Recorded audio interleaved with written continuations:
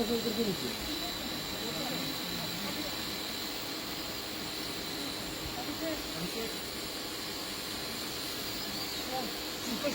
drones that how the inducted in the Junta police and how the present in the print editor operations and how we are on the borders of Karagoli police there are massive amount to want the public to be involved in the Hamagulia and the back in the fight.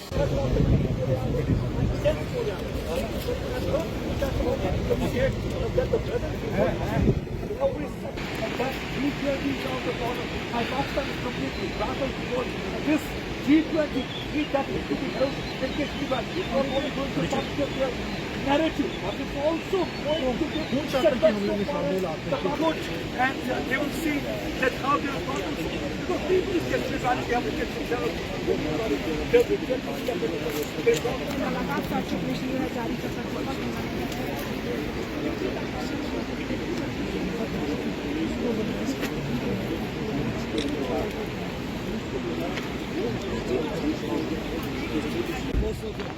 Since then, we feel that operation has been launched. Three operations have been launched in the army officer also.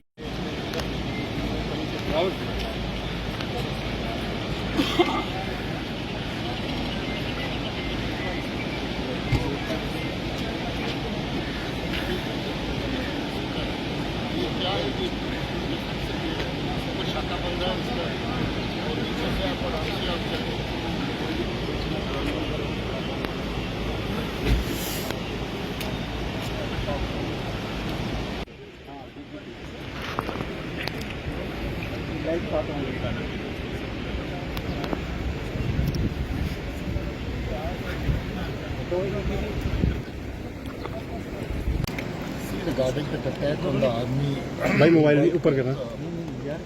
very solid clues were received by police and the agencies working together. A lot of follow-up action has been taken on after that incident, and we have picked up around 221 suspects, out of whom some of them are seriously involved in providing logistic support and helping them in wrecking the area where that attack took place. There's a separate operation which is going on, but this area, you remember Dangri incident and then Pargal army camp suicide attack. Pargali just a few kilometers down when you came up. So after that, there's been off and down movement of terrorist scene in this area. So we have launched along with Army, CRP, police together a very big operation in this area. All these ridge lines on your left and right and behind me are being covered one by one. We have already covered this ridge line. The front ridge line is being searched today. This ridge line is also under search. Army parties, police and CRP is now searching this area. There were reports that they have been hiding in certain natural caves and natural hideouts which are available in the jungles. So we are covering this area, searching this area one by one. This is to rule out the presence here, to see if there any presence has come to notice to take countermeasures. For months they have been staying in this area. They are shifting hideout from one place to another, but they've been generally staying in this area. It was in the month of August when Pragal suicidal attack on the army camp took place. January 1, the Dangri incident took place. Ever since their movement has been noticed in one area or the other. Latest the movement came to our notice a couple of days back, and based on that report, they are still there, we believe, and we are sure that we will. Karl terrorists were neutralized in that incident. Only 2 of them are involved. They were neutralized. Dangri incident was a separate incident. One thing which is common is the handlers across from the Lashkar-e-Taiba are common, and with a couple of people who are sitting there and controlling these operations. After Dangri, they've done this incident. In most of these cases, the organization involved is same. The handlers are by and large common, just a couple of them who are involved in this case. Incidents are separate, but there is some communication between the groups that cannot be ruled out. Handlers are common, and therefore maybe at some point of time they are from across controlling the movement and the operations that the terrorists have carried out so far in this area. So we cannot rule out that there is somebody who is a common link between the groups. But as of now, it appears that the groups are different. These are Pakistani terrorists? They are Pakistani terrorists. Earlier there was a report of a local terrorist also moving along with them. But they are Pakistani terrorists. The supply line is being maintained by a drone which is operating from Pakistan. Their logistics are coming via drone from across. Even the cash is coming from across. Narcotics are also accompanied along with those drone sorties to support the terror activities and to fund their stay in this area. So therefore, it's very clear that Pak Hang and Pak agencies are involved in all this. You think Pak is somewhere rattled because of G20 meeting held in Kashmir Valley, because it's going to puncture their overall narrative? What they have been saying, there is no normalcy, there has been alienation after abrogation of Article 370. Yeah, could be that they are rattled. It's an activity. This is a normal activity. We have been having European delegations coming to Kashmir, to Jammu region earlier.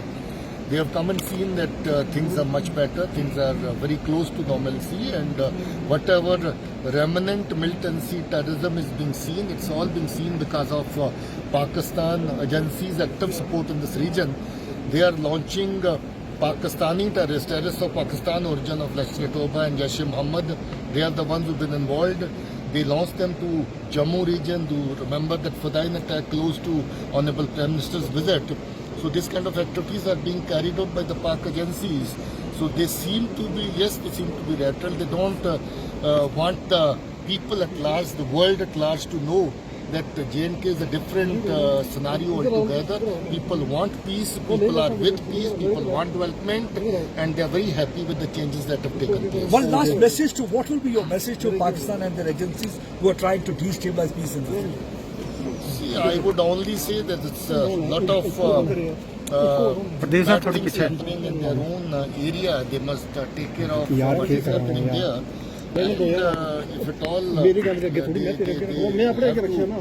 see, there's a lot of violence going on within their own territory. They must take care of that, their own area. Sir अभी तक इस मामले में कितनी गिरफ्तारियां जो है वो हुई हैं? 221 के करीब हम लोग सस्पेक्ट अभी तक उठा चुके हैं। उसमें गिरफ्तारियां अभी जो मोटे रूप में कोई आधा दर्जन के करीब की हैं। उसमें खास तौर पे वो लोग जो दहशतगर्दों को पनाह दे रहे थे, उनको साजो सामान दे रहे थे, उनको एक जगह से दूसरी जगह पर पहुंचा रहे थे, उस तरह के लोगों को अभी तक गिरफ्तार किया है। उनकी पूछताछ जारी है और भी क्लूज तफ्तीश के दौरान मिल रहे हैं जिसके ऊपर काम किया जा रहा है। सर मोडस ऑपरेंडी क्या था, किस तरह से हमला हुआ? क्योंकि पहले क्लैरिटी नहीं मिल रही थी कि स्टिकी बम का इस्तेमाल हुआ, क्योंकि इन्वेस्टिगेशन एक अगले पड़ाव पर पहुंच गई है। किस तरह का मोडस ऑपरेंडी इस्तेमाल किया गया है? स्नाइपर की बात आ रही है। देखिए, इस एरिया में जहाँ जो ऑपरेशन हुआ, पहले तो लोकेशन पे जो रैकी करना और उसको अच्छे से समझने के बाद उस एरिया को चूज करना, जहाँ पर गाड़ी की स्पीड लगभग 0 के करीब आ जाएगी, डाउन हिल है, बिल्कुल कल उसका एकदम शार्प टर्न है, यहाँ पर गाड़ी है और आपको आड़ लेने की जगह है। उसी आड़ के तहत टेररिस्ट रोड के करीब आकर के उन्होंने अम्बुश लगाया। अम्बुश लगाने के बाद फायरिंग हुई। जो आदमी वहाँ पर चल रहे थे गाड़ी में, उनका नुकसान हुआ, वो जख्मी हुए और उनको जख्मी हालत में जो थे उसी वक्त उन्होंने फिर गाड़ी को भी पूरी की पूरी कार्रवाई है। वो बड़ी अच्छी एक रैकी के बाद, एरिया की रैकी के बाद जगह की सिलेक्शन हुई है और लगता है कि उनका कोई नेटवर्क ऐसा होगा जिसके जरिए से गाड़ी के चलने की मूवमेंट एक पॉइंट से दूसरे पॉइंट तक भी उनको मालूम था और अपनी पोजीशन उन्होंने बारिश के बावजूद भी और दिन गड़े भी पड़ रहे थे उसके बावजूद भी वो पोजीशन ली और इस तरह का नुकसान वहाँ पर हुआ। सर कॉन्वॉय जो है वो अटैक कॉन्वॉय निशाने पे थे। देखिए, आदम की कार्रवाई ड्राइव डे और नो ड्राइव डे चलती रहती हैं। छोटी मोटी ऑपरेशनल एक्टिविटीज एरिया में जगह जगह पर हमारे कैंप पे वो चलती रहती हैं।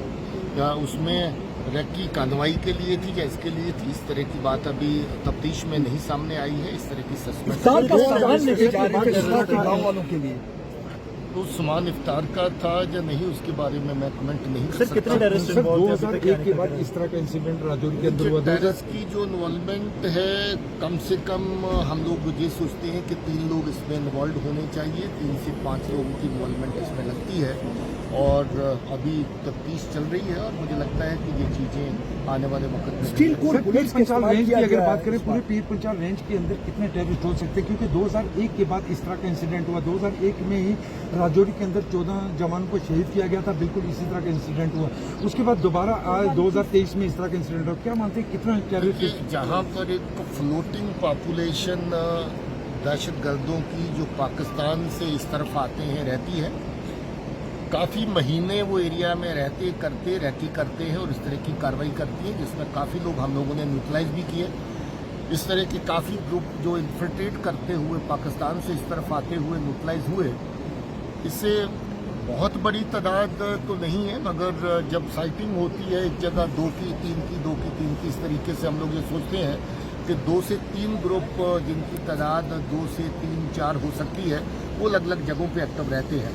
तो इस तरीके से अगर टोटल मिला के देखेंगे तो मतलब 9 से लेकर के 10-12 तक की तादाद इनकी हम लोग अपनी असेसमेंट के हिसाब से देखते हैं, क्योंकि 2-3 जगहों पे साइटिंग इनकी बराबर होती रहती है, इससे ज़्यादा नहीं हो सकती। चाइनीज वेपन का इस्तेमाल किया गया है, 7.62 mm स्टील कोर बुलेट, जो कि बुलेट प्रूफ आर्मर से रिपेयर कर सकती है। तो हम उसी इस तरह की जो मिशन है उसका वैली में इस्तेमाल काफ़ी इंसिडेंट्स में कॉमन है और इस एरिया में भी इसका इस्तेमाल किया गया। डांगरी वाले इंसिडेंट में भी इसका इस्तेमाल हुआ था। तो मुझे लगता है कि ये जो टेररिस्ट दहशतगर्द हैं, they come better prepared for this kind of attacks और they want to make sure कि अगर छोटा मोटा मोर्चाबंदी भी कहीं हो तो उसके बावजूद भी उनका जो फायर है वो कारगर हो। तो मुझे लगता है उसी स्ट्रेटजी तो हर बार लोकल सपोर्ट की बात आती है, लोकल सपोर्ट होती है, तो कितना सतर्क रहना चाहिए? देखिए, लोकल सपोर्ट के बगैर इस तरह की कार्रवाई जो है उसको अंजाम नहीं दिया जा सकता है। अभी भी इसमें जो हमने पकड़ा एक मॉड्यूल पूरा जो इन्वॉल्व है, जो इनको पिछले 2-3 महीने से मुकम्मल सपोर्ट दे रहा है। निसार और उसका फैमिली, जो परिवार के लोग जो राशन पानी हर तरह की सुविधा इनके लिए फराहम कर रहे थे, इनको प्रोवाइड कर रहे थे। इनका जो पाकिस्तान से सामान ड्रोन के जरिए से आया था वो भी उठा के लाया और इनको मुहैया किया गया और इनको दिया गया। उसमें कैश भी शामिल था, उसमें असला और अम्यूनिशन भी शामिल था, बाकी चीज़ें भी इनकी जरूरत की शामिल थी, ग्रेनेड भी शामिल थे। तो ऐसी जो लोकल सपोर्ट है उसकी निशानदेही हम लोग कर रहे हैं। ऐसे लोगों को बड़ी सख्ती से डील किया जाएगा। ज़्यादातर ये ऐसी जगह चुनते हैं जो जंगल के करीब होती हैं और जहाँ पर इनको सपोर्ट भी मिलती रहे और इनको स्केप करके जंगल में जा कर के वहाँ पर रहने की हाइडआउट्स का मौका भी मिल जाए। ज़्यादातर ऐसी जगह चुनते हैं जहाँ पर नेचुरल हाइडआउट्स अवेलेबल हैं। उसी ऑपरेशन के तहत हम लोग कार्रवाई के तहत ये जगह देख रहे हैं ताकि जहाँ जहाँ भी नेचुरल हाइडआउट हो उनकी हम निशानदेही करें और इनके आने वाले टाइम पे जो जहाँ पर ये रहने की जगह है उनकी निशानदेही ड्रोन की करें। तरफ से कहा कि आपने ड्रोन यूज करके ड्रॉपिंग की गई, किस तरफ जो है ड्रॉपिंग की गई थी? क्या जम्मू में ड्रॉपिंग की गई थी, यहाँ पर असला आया या फिर ऐसे? इसी एरिया में ड्रॉपिंग हुई थी। उस एरिया का अभी हम लोग पूरा अभी जायजा ले रहे हैं।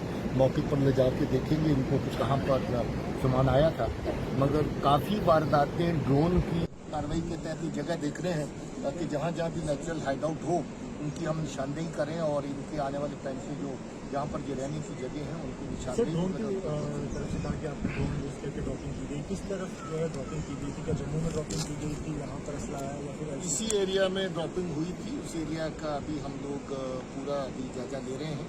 मौके पर ले जाके देखेंगे इनको कि कहाँ पर सामान आया था, मगर काफ़ी वारदातें ड्रोन की रजौरी और पुंछ के एरिया में हो चुकी हैं, जिसमें इनकी सप्लाई जो है पाकिस्तान से सीधी आती है। तो आप पूछ रहे थे कि पाकिस्तान की एजेंसीज का हाथ कैसे है। तो जब इनकी हर सप्लाई ड्रोन के जरिए इन तक पहुँचाने की कोशिश की जा रही है, लोकल सपोर्ट जहाँ इनको मजबूरी है वो लोकल सपोर्ट लेते हैं, मगर बहुत सारा सामान इनका पार से असला अम्यूनिशन राशन पानी और बाकी चीज़ें पैसे कैश पार से ड्रोन के जरिए भी इन तक पहुँचाया जा रहा है।